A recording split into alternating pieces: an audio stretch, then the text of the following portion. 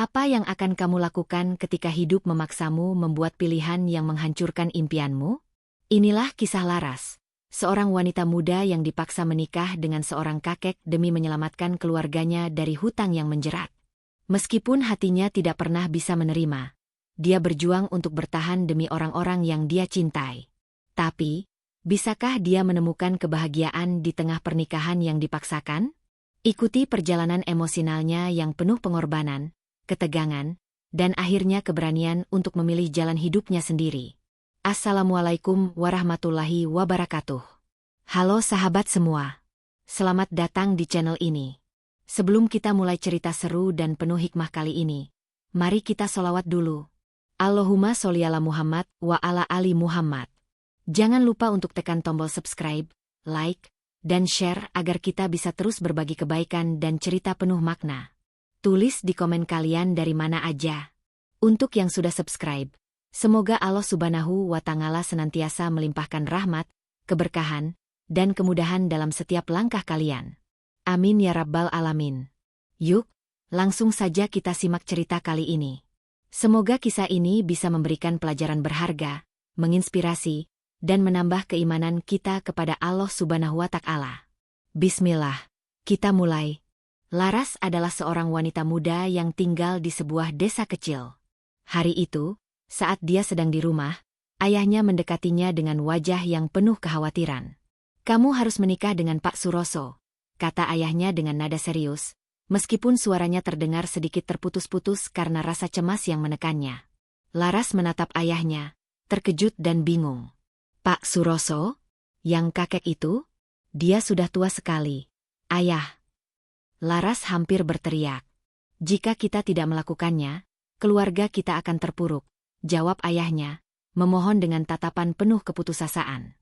"Hutang kita sudah menumpuk, dan ini satu-satunya cara untuk menyelamatkan keluarga kita." Laras berdiri terdiam di tempat itu, mulutnya terbuka seolah hendak berbicara, tetapi tak ada kata-kata yang keluar. Hatinya hancur mendengar perintah tersebut. "Aku tidak ingin menikah dengan kakek itu. Aku masih muda, hidupku seharusnya penuh harapan, bukan dipaksakan seperti ini," pikirnya dalam hati. Namun, dia tahu, melihat wajah ayahnya yang tertekan dan hampir menangis, bahwa dia tidak bisa menolak permintaan tersebut. "Apa yang bisa aku lakukan? Aku harus berkorban demi keluarga," pikirnya, perasaan hancur dan bingung bercampur aduk. Malam itu, Laras duduk di kamarnya yang gelap, hanya diterangi oleh cahaya rembulan yang masuk melalui jendela. "Mengapa harus seperti ini?" dia bertanya dalam hati. "Mengapa hidupku terjerat dalam keputusan yang bukan milikku?" Wajahnya terlihat pucat, dan bibirnya sedikit gemetar. Dia membayangkan hidupnya yang dulu penuh harapan, penuh impian yang masih terhampar luas di hadapannya. Tetapi sekarang, semuanya seperti hilang begitu saja. Laras merasa dirinya seolah dihancurkan oleh keputusan yang datang bukan dari dirinya, melainkan karena utang yang harus dibayar oleh keluarganya. Keesokan harinya, Laras dipaksa untuk bertemu dengan Pak Suroso, seorang pria tua kaya yang sudah berusia 75 tahun dan dikenal di desa sebagai orang yang sangat berpengaruh. "Selamat datang, Neng Laras," katanya dengan suara serak. Pak Suroso menyapa Laras dengan senyum lebar yang menunjukkan deretan giginya yang sudah memutih. Laras merasa ngeri saat melihat pria tua itu. Wajahnya keriput dan tubuhnya sangat lemah. "Dia sudah sangat tua dan sakit-sakitan. Bagaimana aku bisa menikah dengan orang seperti ini?" pikir Laras dengan rasa jijik. Namun, dia tetap tersenyum lemah, berusaha menunjukkan kesopanan meskipun hatinya menolak keras. Pada saat itu, ayah Laras berdiri di belakangnya, terlihat penuh penyesalan. "Maafkan ayah, Neng. Ini satu-satunya cara agar keluarga kita bisa keluar dari hutang. Aku sudah tidak tahu lagi harus bagaimana," katanya, suaranya terisak. Laras hanya bisa menundukkan kepala, merasa seperti terperangkap dalam keputusan yang bukan miliknya. "Jika aku menolak, maka semuanya akan hancur. Aku harus menerima kenyataan ini, meskipun hatiku hancur," pikir Laras dengan perasaan yang semakin berat. Dia tahu, ini adalah pengorbanan yang harus dia buat demi keluarganya, meskipun itu merusak masa depannya. Hari pernikahan Laras tiba, dan suasana di rumahnya terasa sangat berbeda. Meskipun di luar rumah banyak orang yang datang untuk merayakan, Laras merasakan hatinya kosong. Gaun pengantin yang dikenakannya terasa begitu berat, seolah membawa seluruh beban hidupnya. Ayahnya terlihat sangat cemas, terus-menerus melihat Laras dengan tatapan penuh penyesalan. "Neng, ini semua demi kebaikan kita semua. Maafkan ayah." "Ya," kata ayahnya dengan suara bergetar. Laras hanya bisa mengangguk, meskipun air matanya sudah hampir jatuh. Dia ingin berlari, tapi dia tahu itu tidak mungkin. Dia sudah terperangkap dalam keputusan ini. Setelah upacara selesai, Laras dan Pak Suroso duduk di pelaminan. Semua mata tertuju pada mereka, tetapi Laras merasa seperti ada di dunia yang berbeda. "Apa yang terjadi pada hidupku?" pikir Laras. Pak Suroso duduk di sampingnya dengan wajah penuh kebanggaan, namun Laras hanya bisa tersenyum terpaksa. "Ini semua demi keluarga," pikirnya lagi. Meski hatinya penuh dengan perasaan tertekan, Laras tahu bahwa dia tidak bisa mundur lagi. Semua orang memandangnya dengan penuh harapan, sementara di dalam hatinya, dia merasa terjepit oleh kehidupan yang tidak dia pilih. Malam pertama setelah pernikahan, Laras merasa kesepian di dalam kamar yang besar dan mewah. "Ini bukan hidup yang aku inginkan," pikirnya sambil duduk di tepi tempat tidur. Dia memandang cermin dan melihat dirinya yang terperangkap dalam gaun pengantin yang kini terasa sangat berat. "Dulu, aku punya impian. Dulu, aku punya harapan untuk masa depanku," pikir Laras, mengingat kehidupan yang dia idam-idamkan. Namun sekarang, semuanya terasa jauh. "Mengapa hidupku harus berakhir seperti ini?" pikirnya dengan hati yang hancur. Meski dia mencoba tidur, pikirannya terus melayang ke masa depan yang penuh ketidakpastian. Hari-hari setelah pernikahan berjalan lambat, dan Laras mulai merasa semakin terperangkap. Meskipun Pak Suroso selalu berusaha memberikan perhatian dan kasih sayang, Laras merasa semakin jauh dari kebahagiaan. "Pak Suroso baik, tapi aku tidak bisa mencintainya. Aku tidak pernah memilih ini," pikir Laras setiap kali Pak Suroso mencoba berbicara dengannya. Setiap kali mereka berbicara, Laras merasa semakin jauh dari dirinya sendiri. "Aku bukan dia, dan dia bukan aku," bisik Laras dalam hatinya, merasa semakin terasing dalam pernikahan yang dipaksakan ini. Suatu malam, Pak Suroso berbicara dengan Laras. "Laras, aku tahu ini sulit untukmu. Tapi aku ingin kamu tahu, aku benar-benar ingin kamu bahagia. Aku ingin kita menjalani hidup ini bersama." Laras terdiam, tidak tahu bagaimana meresponnya. "Pak Suroso baik, dia peduli padaku, tapi aku tidak bisa mencintainya," pikirnya dengan kesedihan yang mendalam. "Aku tidak bisa mencintai seseorang yang tidak aku pilih," tambahnya dalam hati, sambil menatap Pak Suroso yang tampak penuh harapan. Laras ingin mengatakan sesuatu, tetapi kata-kata itu seolah terhenti di tenggorokannya. Hari-hari berlalu, dan Laras mulai merasa lebih terjebak dalam kehidupannya. Dia mencoba untuk menghadapinya dengan sabar, berpura-pura bahwa semuanya akan baik-baik saja, meskipun hatinya terus meronta. Pak Suroso, meskipun sudah sangat tua dan sakit-sakitan, selalu berusaha menunjukkan perhatian kepada Laras. Dia mencoba mengajak Laras berbicara dan berbagi cerita, berharap bisa mempererat hubungan mereka. Namun, Laras hanya bisa tersenyum terpaksa dan mendengarkan tanpa sepenuh hati. "Aku harus terus berjalan. Aku harus melakukannya demi keluarga," pikir Laras, meskipun setiap langkahnya terasa semakin berat. Pada suatu sore, setelah Pak Suroso pergi tidur, Laras duduk di beranda rumah mereka, menatap langit yang mulai gelap. "Mengapa ini harus terjadi pada diriku?" pikirnya, perasaan kesepian menyelimutinya.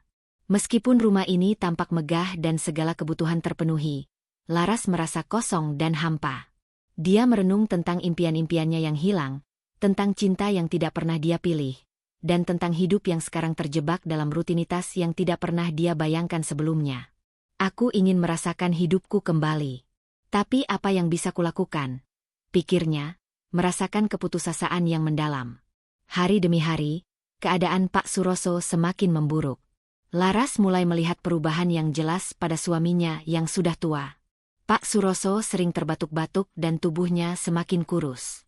"Aku tidak tahu berapa lama lagi aku bisa bertahan," bisik Pak Suroso suatu malam, ketika mereka sedang duduk bersama di ruang tamu. Laras merasa cemas melihat keadaan Pak Suroso yang semakin lemah. Namun di sisi lain, hatinya semakin terjauh dari pria itu.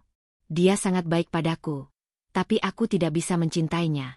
Aku tidak bisa mencintai seseorang yang tidak aku pilih, pikir Laras dengan kesedihan yang semakin mendalam. Setiap hari Laras semakin merasa terperangkap. Kehidupan yang tidak pernah dia pilih itu semakin membebani dirinya.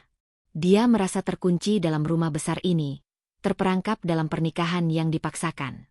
Aku harus terus berjuang, demi keluargaku, demi ayahku, pikir Laras. Namun, semakin lama dia merasa semakin kehilangan dirinya. Setiap kali dia melihat Pak Suroso, hatinya semakin terhimpit oleh rasa bersalah karena tidak bisa mencintai pria yang kini sangat bergantung padanya. Apakah ini takdirku? Tanyanya dalam hati, merasa bahwa tidak ada jalan keluar dari kehidupan ini. Suatu pagi, setelah Pak Suroso terbaring sakit, Laras merasa semakin tertekan. Aku harus melanjutkan hidup ini. Aku harus terus bertahan, bisiknya dalam hati. Dia tahu bahwa hidupnya sekarang tergantung pada keberlanjutan pernikahan ini, tetapi hati Laras terus menolak. Aku tidak bisa melanjutkan hidup seperti ini. Aku tidak bisa terus berpura-pura bahagia, pikirnya. Namun, Laras merasa terjebak antara kewajibannya untuk keluarga dan perasaannya yang semakin rapuh. Dalam benaknya, dia tahu bahwa dia tidak bisa mencintai Pak Suroso, meskipun dia merasa bersalah untuk itu. Apa yang harus aku lakukan? Pikir Laras, dengan perasaan tak berdaya yang semakin dalam. Meskipun hidupnya tampak penuh dengan tekanan, Laras tidak sepenuhnya menyerah. Setiap hari dia berusaha untuk tetap bertahan, meskipun perasaannya semakin hampa. Hari demi hari, dia mencoba mencari cara untuk menemukan kebahagiaan dalam situasi yang suram ini. Aku tidak bisa hidup seperti ini selamanya, pikirnya. Terkadang, di tengah malam, Laras merindukan kebebasannya yang dulu, kehidupannya yang penuh dengan harapan dan impian. Namun, setiap kali dia berpikir untuk melarikan diri, dia kembali teringat pada keluarganya yang sangat membutuhkan. Aku harus bertahan demi mereka, bisiknya dengan perasaan penuh pengorbanan. Meskipun tubuh dan jiwanya terasa lelah, Laras merasa bahwa dia tidak punya pilihan lain selain terus bertahan dan berjuang. Hari-hari terasa semakin berat bagi Laras. Dia tidak hanya merasa terperangkap dalam pernikahannya dengan Pak Suroso, tetapi juga mulai merasakan beban berat di dadanya. Setiap kali dia berhadapan dengan Pak Suroso, dia merasa semakin terasing. Meski Pak Suroso terus berusaha untuk memberikan perhatian, Laras merasa jauh dari dirinya sendiri. Mengapa aku tidak bisa merasakan cinta ini? Pikirnya. Dia terus mempertanyakan perasaannya, berusaha untuk memahami apakah ada kemungkinan dia bisa mencintai Pak Suroso suatu saat nanti. Namun, semakin dia mencoba, semakin besar rasa cemas yang menyelimuti hatinya. Apakah aku sudah terlalu terlambat untuk merubah segalanya? Pikirnya, merasa terjebak dalam lingkaran kebingungan dan ketidakpastian yang tak kunjung berakhir. Suatu malam, ketika Laras sedang duduk di ruang tamu, Pak Suroso datang menghampirinya. Laras, aku tahu ini bukan hidup yang kau inginkan, tapi aku berharap kita bisa menjalani hari-hari ke depan bersama, kata Pak Suroso dengan suara yang lemah namun penuh harap. Laras mendengar kata-kata itu, tetapi hatinya semakin terasa beku. Aku tidak bisa mencintaimu, Pak Suroso, pikirnya. Aku tidak bisa berpura-pura bahagia jika hatiku tidak ada di sini. Namun, meskipun dia ingin mengungkapkan perasaannya, Laras merasa terbelenggu oleh rasa bersalah yang semakin membebani dirinya. Aku tidak bisa menghancurkan segala sesuatu yang telah dibangun oleh keluargaku, pikirnya dengan berat hati. Kegelarasan dan kebingungannya semakin memuncak. Dengan semakin dalamnya perasaan tertekan, Laras akhirnya menyadari bahwa dia harus mencari jalan keluarnya sendiri. Aku harus mencari kekuatan dalam diriku sendiri, pikirnya. Laras mulai menyadari bahwa, meskipun dia terjebak dalam pernikahan yang tidak dia pilih, dia masih bisa mencari cara untuk meraih kebahagiaan, meskipun dengan cara yang berbeda. Dia mulai mencari kegiatan yang memberinya sedikit kedamaian, seperti berkebun atau membaca buku, meskipun hatinya masih penuh dengan pertanyaan dan kegelarasan.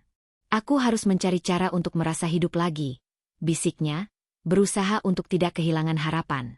Meskipun hidupnya sangat berbeda dari yang dia bayangkan, dia tahu bahwa ada jalan keluar, meskipun itu terasa sangat jauh. Setelah beberapa bulan berlalu, Laras mulai menyadari bahwa dia harus menghadapi kenyataan. Dia tidak bisa terus hidup dengan perasaan tertekan dan terperangkap. Aku harus memutuskan apa yang terbaik untukku, pikirnya. Meskipun dia merasa bersalah, Laras tahu bahwa untuk mendapatkan kembali kebahagiaannya, dia harus membuat keputusan besar. Dia mulai merencanakan langkah kecil untuk mengubah kehidupannya, bahkan jika itu berarti meninggalkan kehidupan yang dia jalani sekarang. Aku harus berani untuk memilih kebahagiaanku, meskipun itu sulit, pikirnya, dengan tekad yang mulai muncul di dalam dirinya. Aku tidak bisa hidup untuk orang lain selamanya. Meskipun keputusan itu tidak mudah, Laras tahu bahwa inilah saatnya untuk melangkah menuju kehidupan yang baru. Setelah melewati badai besar yang hampir meruntuhkan kehidupan mereka, Rizka dan Yohan kini berdiri teguh, dengan cinta yang semakin kuat dan jiwa yang semakin dewasa. Perjalanan mereka penuh dengan luka, ketakutan, dan pengorbanan, tetapi juga syarat dengan pelajaran berharga tentang cinta, kesetiaan, dan keberanian. Mereka menyadari bahwa masa lalu, betapapun gelap dan menyakitkannya, tidak harus menjadi penjara yang membatasi masa depan. Dengan menghadapi ketakutan mereka dan saling mendukung, Rizka dan Yohan berhasil melepaskan diri dari kutukan yang telah lama menghantui keluarga mereka dan menciptakan kehidupan baru yang penuh harapan. Yohan belajar untuk tidak lagi lari dari masa lalunya, dan Rizka belajar bahwa cinta sejati membutuhkan lebih dari sekadar janji. Cinta membutuhkan keteguhan hati untuk tetap bertahan, bahkan ketika dunia seakan runtuh di sekitar mereka. Kita mungkin tidak bisa menghapus masa lalu, kata Rizka suatu malam sambil menatap bintang-bintang di langit. Tapi kita bisa memilih bagaimana masa lalu itu akan membentuk masa depan kita. Yohan menggenggam tangan Rizka dan tersenyum. Dan aku akan selalu memilih masa depan bersamamu. Dalam refleksi mereka, Rizka dan Yohan menemukan makna sejati dari cinta dan kesetiaan, bahwa cinta bukanlah tentang mencari kesempurnaan, tetapi tentang bertahan dan tumbuh bersama, meski diterpa badai sebesar apapun. Terima kasih sudah menonton sampai akhir. Jangan lupa subscribe, like, dan aktifkan lonceng notifikasi agar kamu tidak ketinggalan kisah-kisah menarik lainnya. Sampai jumpa di cerita berikutnya.